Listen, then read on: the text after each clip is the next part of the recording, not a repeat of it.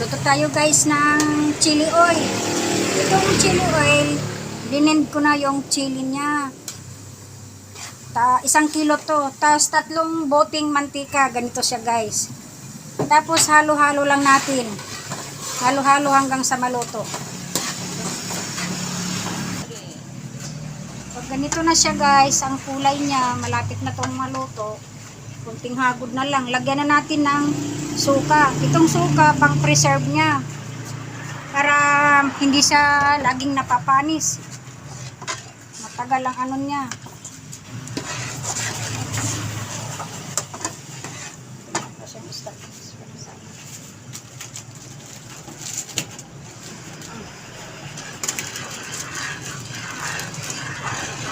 Tapos lagyan natin guys ng star anise.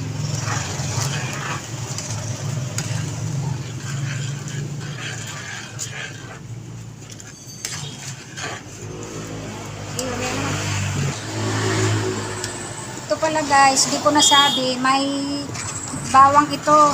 May ihahalong bawang. Pag nagiling ka ng sili, ihalo mo rin pag giling yung bawang.